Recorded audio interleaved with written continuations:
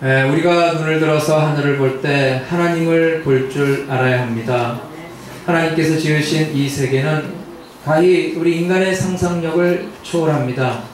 인간의 능력과 지혜로 그 우주를 파악하고 알기란 불가능한 일입니다. 하나님께서 지으신 이 세계에 하나님의 지혜와 능력이 담겨 있음을 우리는 고백하지 않을 수가 없습니다. 물론 과학이 발달해서 로켓을 우주에 보내기도 합니다. 옛날 사람들이 해와 달과 별을 이해하던 수준에 비하면은 참 많은 과학의 진보를 이룬 것이 사실입니다. 하지만 우리가 우주에 대해서 더 알면 알수록 그 신비함과 광대함에 놀라지 않을 수가 없습니다. 그렇게 하면서 특히 그것을 지으시고 다스리고 주관하신 그 하나님의 전능하신 능력에 우리는 감탄하지 않을 수가 없습니다. 다윗은 오늘 본문 1절로 2절에서 이렇게 고백합니다. 땅과 거기 충만한 것과 세계와 그 중에 거하는 자가 다 여호와의 것이로다. 여호와께서 그 터를 바다 위에 세우시며 강들 위에 건설하셨도다. 그 하나님의 창조에 대해서 말씀하고 있습니다. 천지만물에는 다 하나님의 지으심이 드러나 있습니다. 그 명품에는 그 만든 사람의 표시가 들어가지 않습니까? 하다못해 붓글씨를 써도 거기에 자기가 썼다는 도장을 찍게 되어 있습니다. 다윗은 시편 19편에 이렇게 노래하고 있어요. 하늘이 하나님의 영광을 선포하고 궁창이 그의 손으로 하신 일을 나타내는도다. 하나님의 창조는 인간의 건축에 비할 바가 아닙니다. 세계의 터를 바다 위에 세우셨고 강들 위에 두셨습니다.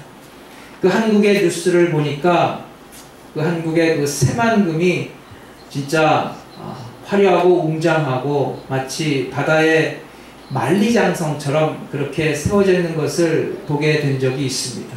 그 바다의 한쪽을 막고서 그와 같은 놀라운 역사를 인간의 손으로 이루었습니다. 그렇다면 땅에 기초를 놓으시고 육지와 바다를 나누신 그 하나님의 솜씨는 어떠합니까? 이처럼 하나님의 능력과 지혜가 만물 가운데 나타나 있습니다. 그리고 하나님께서는 그 아름답고 그 장엄한 온 세계를 우리 인간에게 다스리고 주관하시도록 하나님의 그 권위를 맡겨 주셨습니다. 그런데 오늘날 우리가 목격하는 현상은 자연히 그 인간과 함께 동행하기를 거부하고 인간의 관리와 통제를 반대하는 그런 모습으로 나타날 때가 많이 있습니다. 그래서 오히려 자연과 인간이 조화를 이루지 못하고 오히려 참 파국으로 치닫는 그런 갈등과 투쟁 가운데 있는 것을 보게 됩니다. 그래서 인간이 때로는 죄를 당해서 큰 고통을 겪기도 합니다. 화산이 폭발하고 지진이 일어나고 쓰나미가 몰아닥치고 그리고 태풍과 홍수가 납니다. 바로 이와 같은 놀라운 자연재해가 일어나고 이와 같은 고통 가운데 있는 세상에서 살아갈 때 그 삶은 불안하고 두려운 것이 아닐 수가 없습니다. 왜 이런 일이 일어났습니까? 바로 이 세상이 저주를 받았기 때문입니다.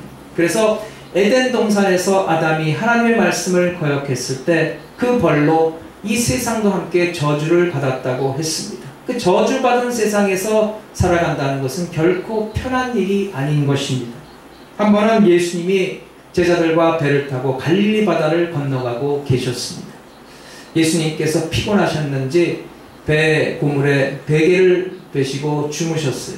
그런데 그때 광풍이 일어서 파도가 아주 집채만한 거대한 모습으로 몰아닥치고 그리고 그 배 안으로 물이 들어왔어요. 그래서 참 인간이 그 자연 가운데 큰 위기를 당하게 되었고 자연이 마치 작심한 듯이 인간을 괴롭히고 있습니다. 그 배 가운데 그 천지만물을 지으신 창조주께서 주무시고 계시는데 그것도 알아보지 못한 이 자연이 난동을 부리고 있는 현장입니다. 그 제자들이 다급한 마음으로 예수님을 깨웠어요. 예수님께서 일어나셔서 그 풍랑과 그 성난 파도를 향해 꾸짖으셨을 때 언제 그랬냐는 듯이 풍랑이 멎고 바다가 잠잠케 되었습니다. 본문 3절에 보면은 여호와의 산에 오를 자 누구며 그의 거룩한 곳에 설 자가 누군고. 여호와의 산은 이 저주받은 이 세상과는 대조되는 곳입니다. 창조주의 꾸짖음에 바람이 그치고 바다가 잠잠해지는 것처럼 그곳은 사자가 풀을 뜯어먹고 어린 양과 함께 뒹구는 그런 평화로운 모습이 연상되는 곳입니다.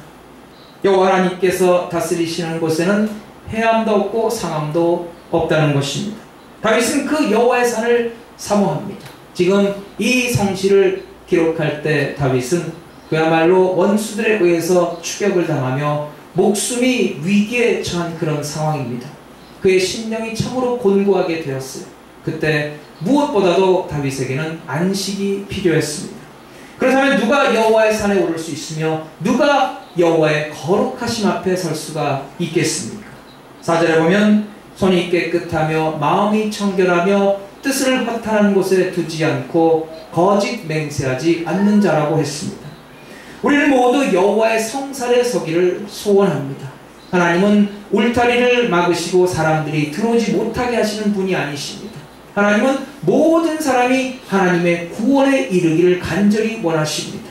우리 모두가 그 은혜의 하나님의 동산에 오르기를 소망하고 계십니다.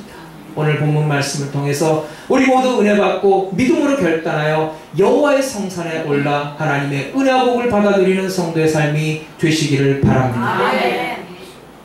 첫째로 깨끗한 손과 청결한 마음입니다. 여호와의 성산에 오르기 위해서 먼저 손이 깨끗하고 마음이 청결해야 합니다. 하나님의 거룩하심은 인간의 더러움을 결코 받아들이실 수가 없기 때문입니다. 저는 개인적으로 손을 씻는 것을 좋아하고 맨손으로 음식 먹는 것을 별로 좋아하지 않습니다. 그런데 이 미국에서도 어떨 때는 음식을 먹을 때 참 맨손으로 먹어야 할 때가 있습니다. 샌드위치를 먹을 때는 결코 숟가락이나 젓가락을 사용할 수가 없습니다. 손으로 먹어야 합니다. 또 월남쌈을 먹을 때도 손으로 둘둘 말아서 먹어야 합니다. 그 아프리카에 가보면은 어떤 레스토랑에서는 아예 포크나 숟가락이 나오지 않는다고 합니다. 워낙 그곳에는 맨손으로 음식을 집어먹는 것이 문화가 되었기 때문에 그렇게 간편하게 먹는다는 거예요. 그 레스토랑에 가도 그러는데 되게 웨이터가 이제 물을 담은 주전자를 가지고 와서 음식을 먹기 전에 손을 씻도록 합니다. 손으로 음식을 먹는 문화에서는 이 손을 청결하게 유지하는 것이 참으로 중요합니다. 특별히 아프리카나 아랍권에서는 오른손의 역할과 왼손의 역할이 철저하게 구분되어 있습니다. 오른손은 밥을 먹을 때 사용하는 손이고 왼손의 용도는 다른 데 있습니다. 그것을 헷갈려서 왔다 갔다 하면 정말 큰일 난다고 합니다. 그런데 오늘 본문의 손은 우리가 음식을 먹을 때 사용하는 손이 아니라 바로 우리의 행실을 뜻합니다. 그 유대인의 요구에 예수님을 처형하도록 판결을 내린 빌라도는 자기는 아무런 죄가 없다는 뜻으로 자기의 손을 씻은 적이 있습니다. 자기 손에 피를 묻히지 않았다는 거예요. 그렇게 해서 책임을 면한다는 것은 결코 아니겠지만 어쨌든 손을 깨끗이 한다는 그 말의 뜻을 보여주는 에피소드라고 볼 수가 있습니다. 마음이 청결하다는 것도 결국은 같은 내용이에요. 그러니까 우리의 행실은 결국 마음에서 오기 때문에 마음을 아름답게 유지할 때 우리는 올바른 행실을 할 수 있게 되는 것입니다. 마음에서 결정하는 것을 우리의 손이 시행하게 되기 때문입니다. 예수님은 산상수훈에서 마음이 청결한 자는 하나님을 볼 수 있을 것이라고 말씀하셨어요. 그래서 오늘 본문에 마음이 청결한 자가 여호와의 산에 오를 것이라는 그 말씀과 일맥상통하는 내용입니다. 이런 유명한 이야기가 있어요. 프랑스에서 있었던 이야기인데 한 번은 어떤 중년의 신사가 정신과 의사를 찾아왔습니다. 그는 아주 초조하고 불안한 모습으로 정신과 의사에게 상담을 신청했어요. 이런 하소연을 했어요. 의사 선생님, 저는 지금 심한 우울증으로 고생하고 있습니다. 그리고 밤이 되면 잠이 안 와서 불면증으로 참으로 고통 가운데 있습니다. 제발 저를 도와주세요. 정신과 의사는 그를 진단하면서 그에게 도움이 되는 많은 말을 해주었어요. 그리고 상담을 마치면서 마지막으로 추가로 덧붙이면서 이렇게 말했어요. 때마침 우리 마을에 전 세계적으로 유명한 코미디언이 와서 공연을 벌인답니다. 그는 정말 웃기는 사람이에요. 그러니까 그 공연에 가서 세상 걱정 시험 다 잊고 실컷 웃으세요. 그러면은 우울증을 치료하는데 아주 큰 도움이 될 것입니다. 그 말을 들은 이 중년 신사는 오히려 반대로 더 심각한 표정을 지으면서 이렇게 말했어요. 의사 선생님, 지금 선생님이 말씀하신 그 코미디언이 바로 저랍니다. 여러분, 인생의 참된 행복은 마음먹기에 달려 있습니다. 여러분, 우리가 바른 마음, 행복한 마음을 갖기 위해서는 마음이 청결해야 합니다. 그 마음 속에 번뇌와 고민과 갈등과 미움과 다툼과 원한과 증오와 탐욕이 가득 차 있다면 그 마음은 결코 청결할 수가 없으며 그 마음은 결코 하나님의 복을 받아 누릴 수 있는 마음이 되지 못합니다. 그런데 마음은 보이지 않기 때문에 겉으로 봐서는 깨끗한지 깨끗하지 않은지 알 수가 없습니다. 그래서 우리의 신앙은 겉으로 드러나는 의식에 있는 것이 아니라 보이지 않는 마음의 문제라는 거예요. 구약의 이스라엘 사람들은 소를 잡아서 하나님께 번제로 풍성하게 바치면 하나님께서 기뻐하실 것으로 생각했습니다. 그러나 하나님께서는 뭐라고 말씀하십니까? 신명기 1장 11절에 보면은 너희의 무수한 재물이 내게 무엇을 유익하뇨? 나는 수양의 번제와 살찐 짐승의 기름에 배를 불렀고 나는 숫송아지나 어린 양이나 수염소의 피를 기뻐하지 아니하노라. 그 옛날 바리새인들은 청결에 매우 신경을 썼던 사람들이었어요. 그 손을 깨끗하게 씻지 않으면 절대 음식을 먹지 않았다고 합니다. 손뿐만 아니라 음식을 담아 먹는 그릇들, 예컨대 주발이나 잔이나 놋그릇 같은 것도 철저하게 깨끗하게 닦았다고 합니다. 그럼에도 불구하고 그들은 결코 깨끗한 사람이 아니었습니다. 여러분, 그들은 바로 자기 눈앞에 만왕의 왕이시며 만주의 주이시고 하나님의 독생자이신 예수님이 서 계신데도 그 예수님을 알아보지 못했습니다. 눈이 가리워졌어요. 왜 그렇습니까? 그들은 회칠한 무덤이었기 때문입니다. 여러분, 회칠한 무덤이 무엇입니까? 겉은 화려하게 띠를 입히고 봉부를 거창하게 세우고 그리고 비석을 이태리째 수입 고급 대리석으로 세웠다 할지라도 그 속에 들여다보면 뭐가 있습니까? 시체가 들어있어요. 온갖 오물과 악취를 내뿜으면서 시체가 썩어가고 있습니다. 그것이 바로 회칠한 무덤입니다. 바리새인들은 겉만 깨끗했어요. 그 속은 외식과 가식과 온갖 추악함으로 가득 차 있었습니다.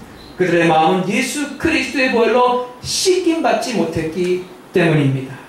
바리새인들은 그 마음속에 거짓과 악독과 탐욕과 위선이 가득 차 있음에도 불구하고 그저 회당에 나가 기도하고 11조하고 그리고 금식하면은 겉으로 드러난 행위로 의해서 그들은 얼마든지 깨끗한 신앙이 될 수 있을 것이 생각했어요. 하나님의 그 마음을 이해하지 못하는 그들의 그 마음을 하나님은 결코 받으실 수가 없는 것입니다. 하나님은 그 마음의 중심을 보시는 하나님이시라고 했어요. 바로 우리의 마음이 청결한가, 우리의 마음의 중심이 하나님을 향하는가를 보고 계시다는 것입니다. 그래서 시편 51편 10절에 다윗은 이렇게 고백합니다. 하나님이여 내 속에 정한 마음을 창조하시고 내 안에 정직한 영을 새롭게 하소서.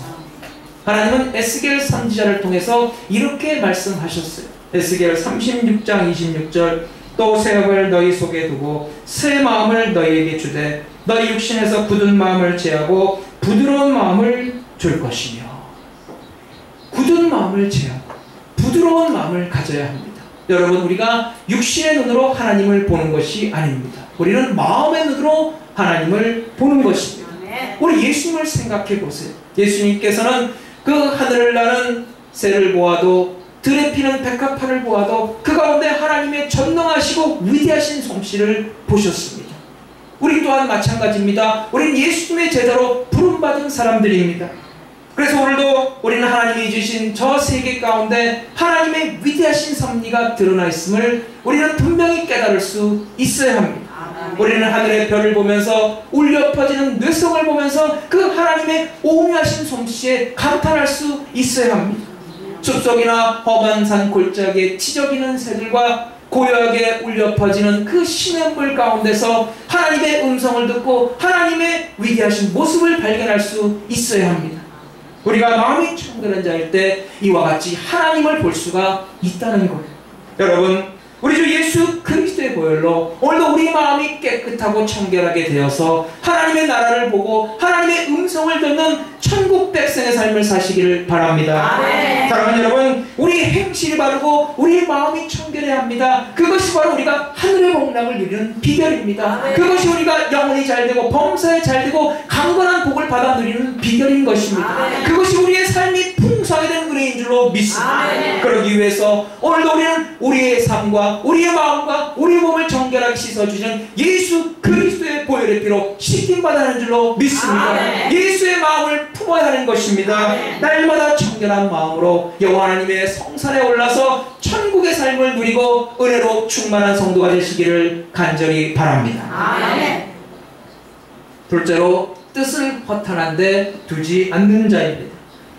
허탄한 것은 공허하고 허무한 것을 가리킵니다. 아무것도 아닌데 텅 비어있는 것인데 괜히 뭔가 하고 헛되게 기대하는 것을 가리킵니다. 여러분, 우리가 내일 일을 알지 못하지 않습니까? 우리가 1년 후의 일은커녕 당장 내일 우리에게 어떤 일이 일어날지도 모르는 인생을 살아가고 있습니다. 성경은 그러한 인생을 잠깐 있다가 사라지는 안개와 같은 인생이라고 말씀하고 있습니다. 아무리 자욱하게 아침에 연기가 끼고 안개가 꼈다 할지라도 오후가 되면 깨끗이 사라지는 것이 바로 안개입니다. 우리 인생이 그와 같다는 거예요. 내가 지금 내 삶을 생각해 보면은 참 모든 것이 확실하고 내가 생각한 대로 되는 것 같지만은, 여러분, 이미 세상을 떠난 사람들 한번 생각해 보세요. 그들이 이 세상에 살았을 때도 아마 틀림없이 우리와 같은 생각을 했을 것입니다. 그러나 그들이 세상을 떠난 지금 세상은 어떻습니까? 언제 그런 일이 있었냐는 듯이 그들에 대해서 전혀 모른 채 세상은 잘만 흘러가고 있습니다. 그래서 인간의 기억에서 그렇게도 쉽게 잊혀지는 것을 볼 수가 있습니다. 우리는 언제라도 하나님께서 부르시는 그날에 달려갈 준비가 되어 있어야 합니다. 하나님께서 부르시는데 하나님 아직 준비가 안 됐습니다 라고 우리가 말할 수가 없습니다. 한 부자가 풍성한 수확을 올렸어요. 그가 자기 마음속으로 말합니다. 내가 이렇게 많은 곡식을 거두었는데 창고가 작으니 어디다가 그것을 저장할꼬. 내가 이렇게 생각하리라. 내가 내 지금 곳간을 헐고 새로 곳간을 넓게 지어서 그곳에 내가 먹고 마실 모든 양식을 저장해 놓으리라. 그리고 내 영혼에 이렇게 말하리라. 내가 여러 해 동안 먹을 물건을 다 저장해 놓았으니 이제는 내 영혼아 평안히 쉬고 먹고 마시고 즐기자. 그런데 여러분, 그러한 모든 것을 다 준비했고 이제는 남은 것은 행복뿐이고 이제는 즐기는 것만 남았다고 생각하는 그에게 하나님은 어떤 계획을 갖고 계셨습니까? 그 영혼의 주인 되신 하나님께서 그날 밤에 그를 데려갈 생각을 하고 계셨다는 사실입니다. 그래서 이러한 인간의 한계를 하는 우리로서는 우리의 마음을 허탄한 세상 것에 두어서는 아니 됩니다. 세상에 허탄한 것을 자랑하는 것은 참으로 어리석은 일입니다. 영원하지 않은 것들은 다 허탄한 것이에요. 허상에 불과합니다. 그래서 바울은 그의 삶에 대해서 이렇게 말씀하고 있어요. 빌립보 3장 13절로 14절. 내가 이미 얻었다 함도 아니요 온전히 이루었다 함도 아니라 오직 내가 그리스도 예수께 잡힌바된 그것을 잡으려고 표대를 향하여 그리스도 예수 안에서 하나님이 위에서 부르신 부름의 상을 위하여 쫓아가노라. 이 땅에서 무엇을 얻기 위해서나 혹은 이루려고 하는 것이 아니라 오늘도 예수 그리스도께 잡힌바된 그것을 잡으려고 쫓아간다는 것입니다. 예수 그리스도께 잡힌바된 그것은 이 세상의 것이 아닙니다. 바로 하늘의 소망입니다. 그래서 바울은 그의 삶을 다 마치고 난 마지막 시점에 이렇게 고백하고 있습니다. 내가 선한 싸움 다 싸우고 나의 달려갈 길을 다 마치고 내 믿음을 지켰으니 이제는 주님께서 나를 위해서 그 의의 면류관을 준비해 놓으셨을 것이라. 여러분, 인생은 뭔가를 이루고 뭔가를 성취하고 내 이름을 드러내는 것이 아니라 인생은 달려가는 것입니다. 오늘도 변함없이 주님의 품으로 달려가는 것이 바로 우리의 인생입니다. 그래서 선한 싸움 다 싸우고 그리고 내 믿음을 지켜서 하나님의 품에 안기는 것이 바로 인생인 것입니다. 하나님은 우리 모두가 구원 얻기를 원하십니다. 그 인생의 마지막 길에 우리를 간절히 주의 사랑으로 품어주기를 원하고 계십니다. 그래서 우리 가운데 독생자 예수 그리스도를 보내주셨고 우리가 예수 그리스도를 영접함으로 말미암아 구원의 은총을 누리게 되는 줄로 믿습니다. 여러분, 구원받은 우리에게는 영생이 주어졌습니다. 한 10년 전에 미국에서 세상을 감동시킨 아름다운 사건이 있었습니다. 당시 세계 갑부 제2위였던 워런 버핏이 그의 재산 가운데 3천억 불이 넘는 돈을 그 빌 게이츠의 재단에 기부한 적이 있습니다. 사실 그에게는 3명이나 되는 자녀가 있었어요. 그런데 그 자녀에게 유산을 물려주지 않았다는 것입니다. 그리고 그가 기부할 때 참 자기 이름으로 자기 재단을 만들어서 자기 이름을 드러내지 않았습니다. 오직 그가 버는 것을 온전히 아무런 조건 없이 사회에 환원한 모습을 보여주었습니다. 얼마나 아름다운 모습입니까? 그는 특별히 부자로서 죽는 것은 수치스러운 일이다 라는 말을 남긴 앤드류 카네기의 그 삶의 철학에 큰 영향을 받고 그와 같은 큰 기부를 하였다고 합니다. 한국에서도 과거에 재벌들이 8천억 원, 1조 원이나 되는 많은 돈을 기부한 적이 있습니다. 근데 그때 당시에 그 기부하는 그 재벌들의 모습을 보면서 감동받은 사람들은 아무도 없었어요. 왜 그랬을까요?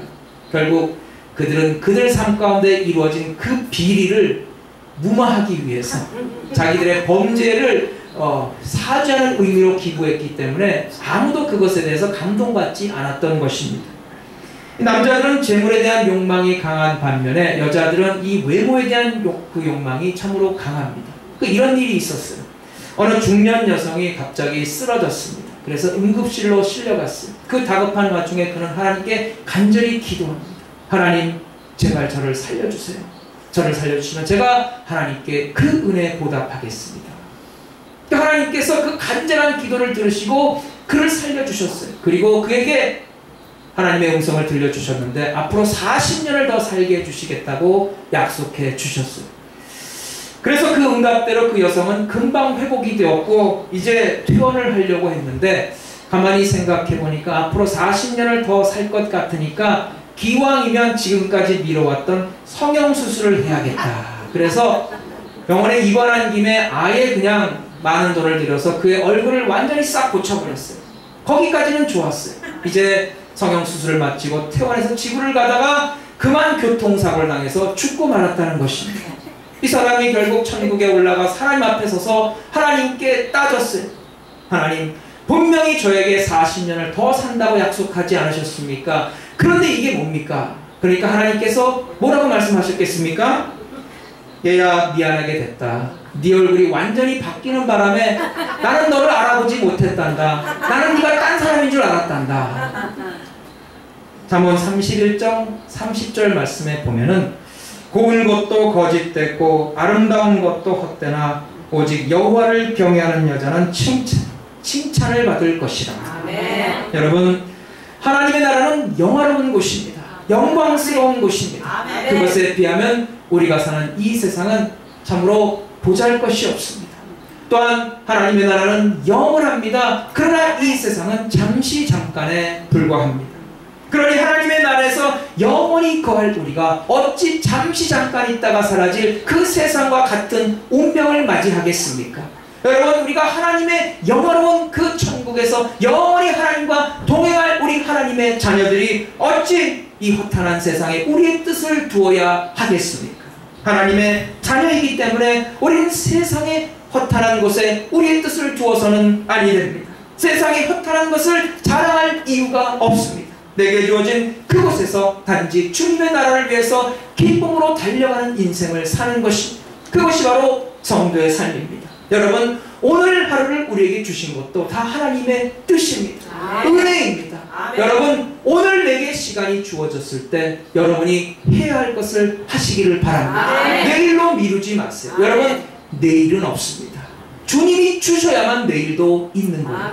우리 인생을 영원한 하나님의 나라를 위해 사용하시기를 바랍니다. 그날 정말 주님 앞에서 최선의 삶을 사시기를 바랍니다. 아멘. 우리가 그렇다고 해서 무기력하게 아무런 생각도 하지 말고 그냥 되는 대로 살라는 것은 아닙니다. 여러분, 우리가 계획하고 우리 인생의 경영을 이루어야 합니다. 그러나 중요한 것은 우리가 인생을 경영을 이루고 이 세상을 살아갈 때 분명히 주님의 음성을 민감하게 들어야 합니다. 하나님의 뜻이 아니라면 아무리 우리가 인생의 경영을 했다 할지라도 과감하게 포기할 수 있어야 합니다. 하나님의 뜻에 늘 깨어 기도해야 하는 것입니다. 잠언 16장 9절에 보면 사람이 마음으로 자기의 길을 계획할지라도 그 걸음을 인도하시는 자는 여호와시니라. 여러분, 겸손히 주님 앞에 여러분의 삶을 내려놓으시길 바랍니다. 아멘. 그럼 하나님께서 여러분의 삶을 맡아주시고 책임져 주시고 더 크신 은혜로 채워주실 줄로 믿습니다. 아멘. 오늘이라고 하는 그날에 여러분이 하시는 일을 하며 하나님 앞에서 최선의 삶을 사는 성도가 되시기를 바랍니다.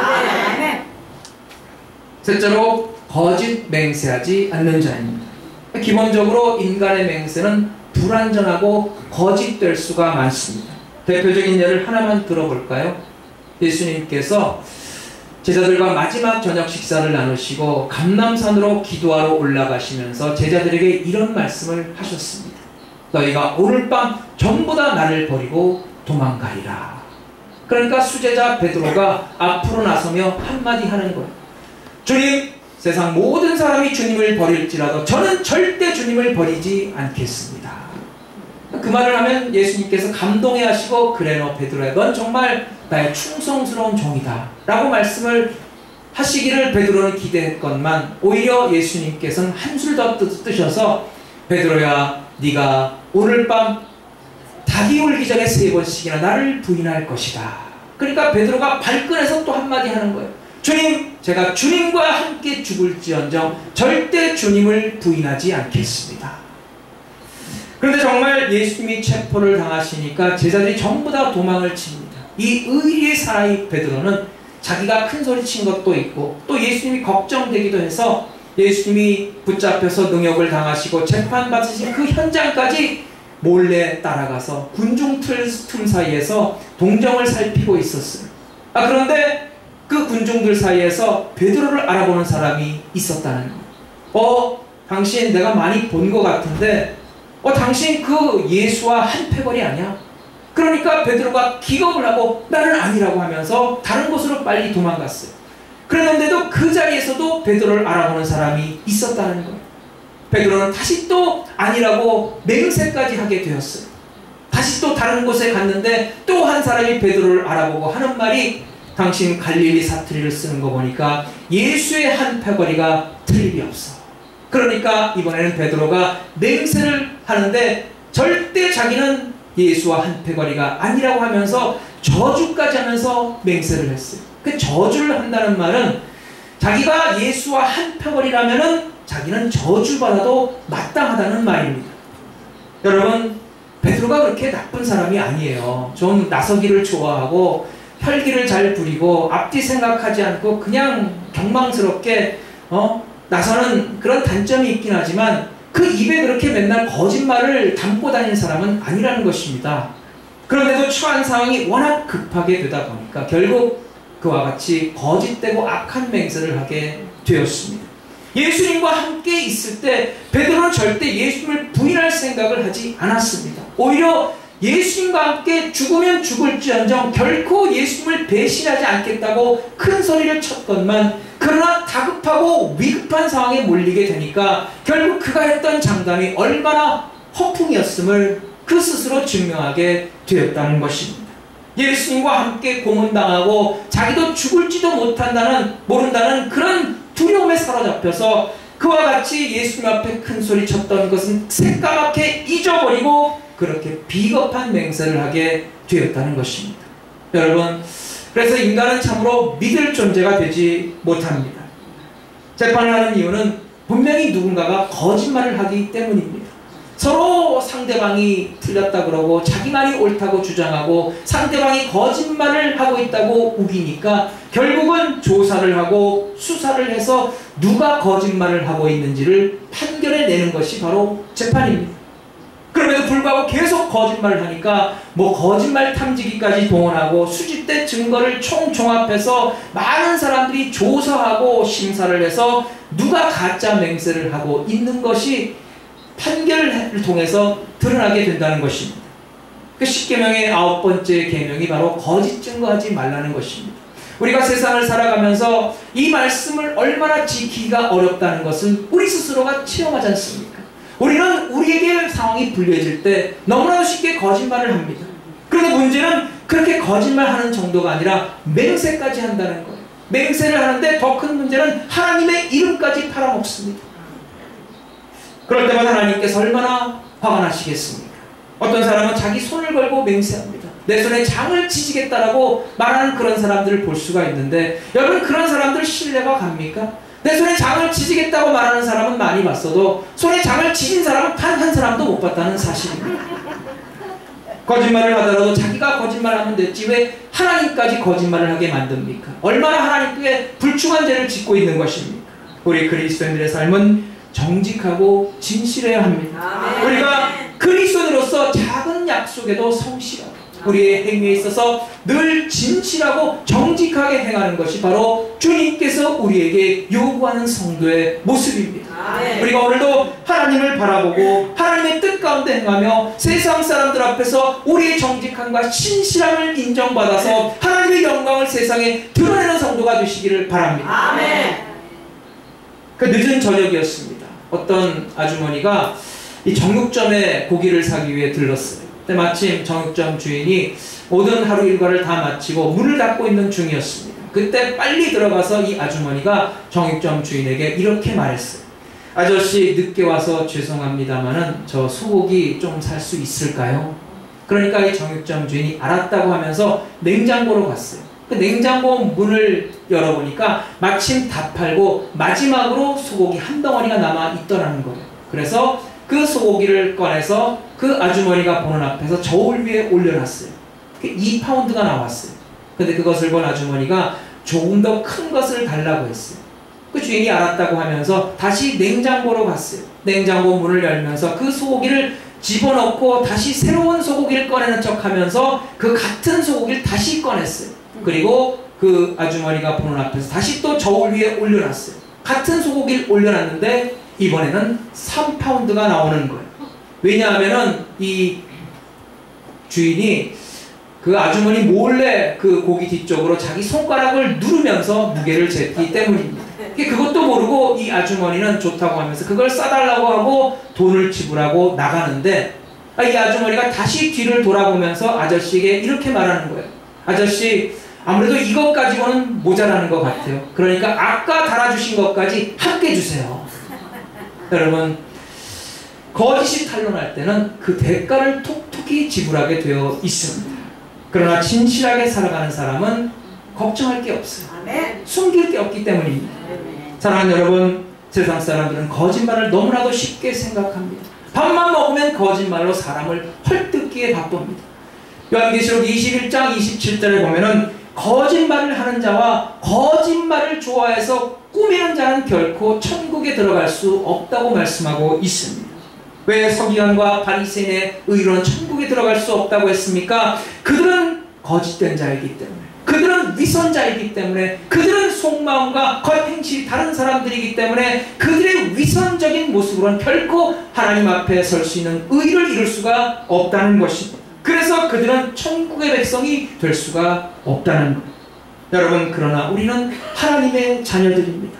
여러분, 하나님은 신실하신 분이시고 하나님은 거짓이 없으신 깨끗하신 분이십니다. 아멘. 우리는 예수님의 제자들입니다. 예수님은 우리의 길이요 진리요 생명이 되시는 분이십니다. 아멘. 오늘도 우리는 예수님을 본받아서 예수님의 뜻 가운데 살아가야 합니다. 오늘도 예수 그리스도 안에서 진실되게 살아가는 성도가 되시기를 바랍니다. 아멘. 사랑하는 여러분, 여호와의 산에 오르시기를 원하십니까? 하나님의 그 거룩하심 앞에 서기를 원하십니까? 아멘. 올바른 행실과 청결한 마음으로 하나님을 기쁘게 섬기시기를 바랍니다. 아멘. 허탄한 세상의 것에 마음을 두지 말고 우리를 영원 가운데로 인도하시는 주 예수 그리스도의 손을 붙들고 믿음으로 동행하시기를 바랍니다. 아멘. 세상 가운데서 거짓말하지 말고 진실된 성도의 삶에 본을 보여야 합니다. 그래 많은 사람들로 은혜받고 예수를 알게 하고 그들을 주께 이룬다는 별과 같은 성도가 되시기를 바랍니다. 아멘. 그래야 우리 모두가 여호와의 성산에 거룩히 서서 하나님의 은혜로 충만함을 받는 참된 행복의 삶을 사는 우리 모두가 되시기를 주의 이름으로 축원합니다.